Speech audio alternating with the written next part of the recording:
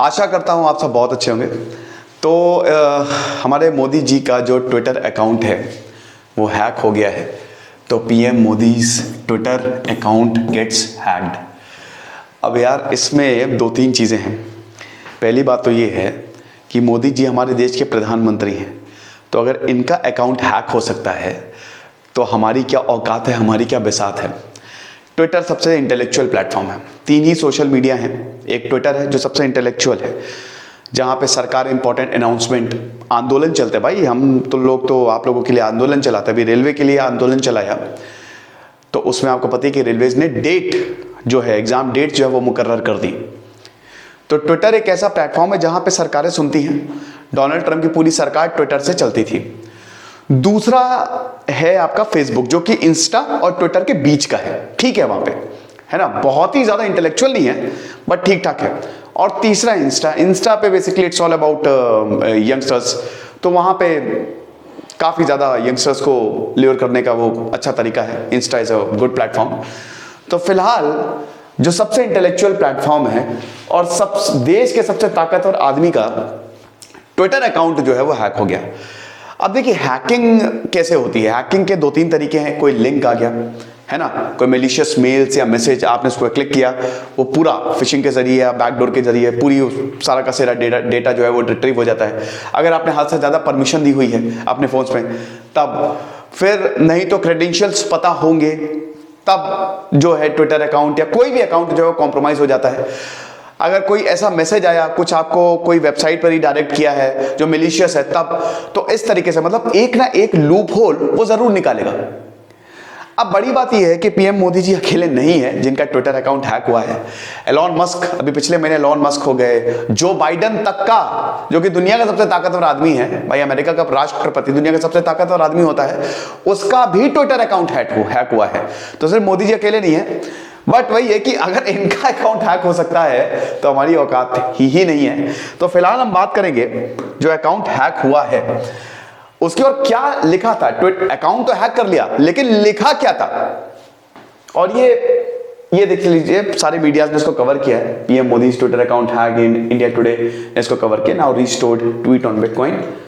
सो ये आप देख सकते हैं। ये पहले मैं आपको दिखाता हूं इसमें लिखा क्या था। आपको बता दूं कि 73.4 मिलियन फॉलोअर्स हैं, ठीक है, 7 करोड़ से ज्यादा फॉलोअर्स हैं, इतने सारे। ये जब मोदी जी का अकाउंट हैक हुआ था, पहले तो ये आप देख सकते हैं photo, that India has officially adopted bitcoin as legal tender. Okay, the government has officially bought 500 bitcoins and is distributing them to all residents of the country. Hurry up, India official blogspot.com। देखिए यहां पे link भी दिया हुआ है, hashtag bitcoin give up, पता नहीं future has come today. अब यहां पे दो तीन चीजें गौर करने वाली है। पहली बात तो गौर करने वाली यह है कि जिनका भी अकाउंट हैक हुआ है उन्होंने बिटकॉइन को ही माध्यम बनाया है। सब पे बिटकॉइन और एक लिंक दे दिया है। दूसरी चीज यह है कि यहां पे आप बिटकॉइन के बारे में समझिए, ये बोला क्यों गया है। अभी देखिए इस पे लॉ लाने की बात हो रही है, लॉ आ ही जाएगा, सरकार अब रेगुलेट करेगी। देखिए आपको पता ही है ना कि बिटकॉइन जो है अभी ये प्राइवेट है, सरकार की अपनी कोई वर्चुअल करेंसी तो है नहीं। अभी हम फिएट मनी यूज करते हैं, ये वो पेपर करेंसी होती है that is not backed by gold, मतलब जो हम करेंसी यूज करते हैं वो फिएट मनी है, आरबीआई। तो अब वो लीगल टेंडर है। आरबीआई जिसको बैक करती है, जिसको सरकार अपना ठप्पा लगा दे, दैट इज लीगल टेंडर। लेकिन bitcoin is not a legal tender. 2018 में फाइनेंस मिनिस्टर निर्मला सीतारमण ने पार्लियामेंट के बजट स्पीच में साफ साफ बोल दिया था ना कि हम बिटकॉइन को नहीं मानते। आरबीआई ने बैन लगा दिया फिर कि कोई भी परचेज या कुछ भी बिटकॉइन से नहीं होगा, क्रिप्टो करेंसी से नहीं होगा, प्राइवेट क्रिप्टो करेंसी से नहीं होगा। सुप्रीम कोर्ट ने 2019 में बैन हटा दिया, बोला कि नहीं ऐसा कुछ नहीं है। तो बेसिकली अभी स्टेटस यही है कि इस पे लॉ आएगा और इंडिया जो है वो रेगुलेट करेगा। Regulatory framework is very important. तो फिलहाल आप ये देखिए कि नरेंद्र मोदी जी के ट्विटर हैंडल से ये ट्वीट गया और इसमें लिखा भी है, सरकार है ऑफिशियली बॉट 500 बिटकॉइन, सरकार ने खरीद लिए हैं और ये डिस्ट्रीब्यूट कर रही है। आपको पता ही ना, सातोशी नाकामोटो, जिनको आज तक किसी ने नहीं देखा, जापान के हैं और ऐसा है कि इनके ऊपर मतलब ये जो बिटकॉइन के इन्वेंटर है इन्हीं को ही माना जाता है। बिटकॉइन या तो आप माइन करिए, bitcoin mining is a very efficient way अगर आपको करोड़पति बनना है, अरबपति बनना है। भाई 2010 में थोड़ी लैगिंग हो रही है, जब बिटकॉइन आया था तो उसकी वैल्यू $0.0008 थी, $1 से भी कम, या $1 समझ लीजिए। और अभी कितने पे है? $65,000 पे। भाई जिसने $1 का बिटकॉइन खरीदा है आज वो करोड़ों में खेल रहा है। और 2010 में बिटकॉइन की माइनिंग बहुत ही आसान थी, आप बिटकॉइन को माइन भी आसानी से कर सकते थे, लेकिन अब बिटकॉइन की माइनिंग बड़ी मुश्किल हो गई है। आपको एक तो पूरा प्रॉपर सेटअप चाहिए, आपको इलेक्ट्रिसिटी बहुत कंज्यूम होती है इलेक्ट्रिसिटी। अब तो वैसे भी इतने बिटकॉइंस रह भी नहीं गए, लेकिन उस समय जिसने बिटकॉइंस ले लिए, जिसने माइनिंग उस समय जो फ्यूचर को समझ गया, बिना कुछ किए हुए वो आज अरबपति बन के बैठा हुआ है। जिसके पास 10 या 15 बिटकॉइंस भी होंगे आज वो अरबपति है। और कोविड में तो भाई इनका जो ट्रेड है वो ट्रिलियंस डॉलर्स में चला गया। कोविड-19 में एल सेल्वाडोर पहला देश बन गया भाई बिटकॉइन को as a legal currency. El Salvador में खुलेआम बिटकॉइन से ट्रेड होता है, आप समझ रहे हो। एथीरियम, फेसबुक ने भी अपनी जो क्रिप्टो करेंसी है वो लॉन्च की। देन बहुत सारी crypto currency, private crypto currency चल रही है। लेकिन भारत में दिक्कत यह है कि भारत में रेगुलेशन नहीं है। ओके, बिटकॉइन से देखिए, बिटकॉइन से करप्शन हो सकता है, हालांकि करप्शन को चेक करने के लिए भी बिटकॉइन इफेक्टिव है। मैंने इसमें पूरा एक लेक्चर लिया है कि बिटकॉइन और क्रिप्टो करेंसी काम कैसे करती है, तो हमारा खैर मुद्दा अलग है। लेकिन बिटकॉइन के बहुत फायदे भी हैं और नुकसान भी हैं। इससे मनी लॉन्ड्रिंग भी बढ़ सकती है, इलीगल ट्रेड भी बढ़ सकता है। ओके, तो ये लिखा हुआ है नरेंद्र मोदी जी के ऑफिशियल ट्विटर हैंडल से। अब भाई जैसे ही ये हुआ तुरंत हाहाकार मच गया, बोले अरे बाप रे ये कैसे हो गया।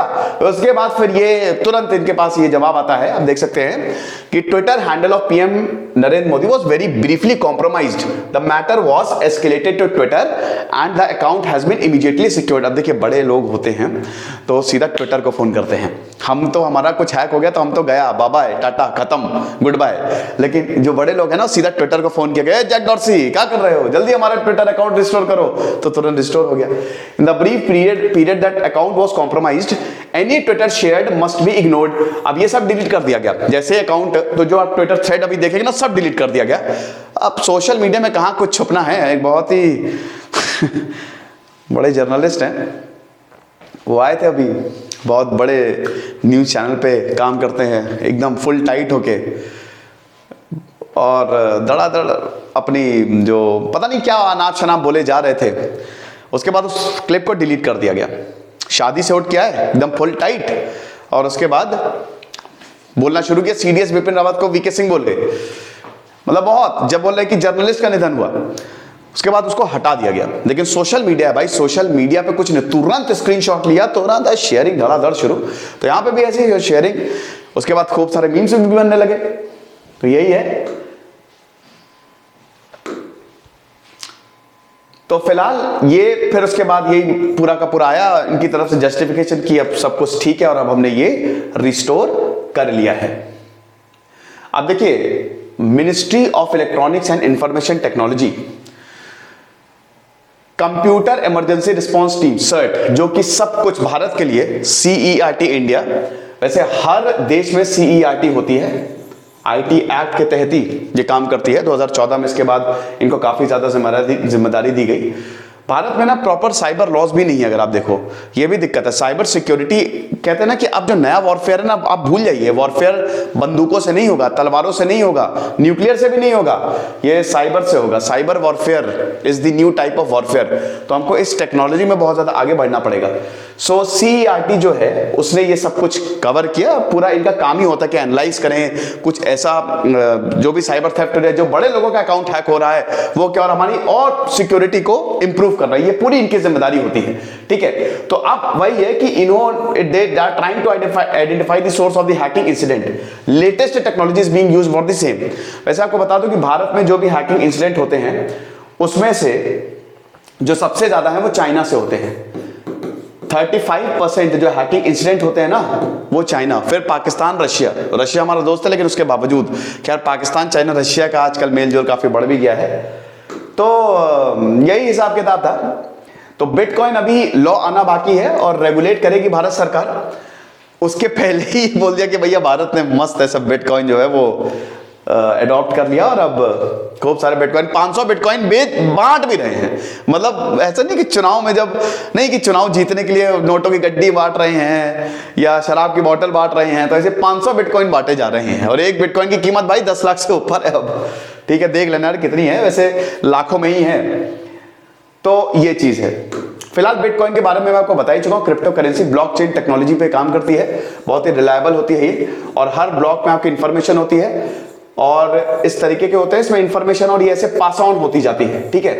तो ये दे आर हाईली सिक्योर्ड, क्योंकि इसमें कोई मीडिएशन, कोई बीच का नहीं होता है। जैसे अगर मान लीजिए कि मुझे जैसे ए और ये पार्टी है कोई बी, ठीक है। तो अब मान लीजिए अगर मुझे इसको पेमेंट देना है तो एक बीच में हमेशा एक मीडिएटर होगा, ठीक है। इसको सी नाम दे देते हैं।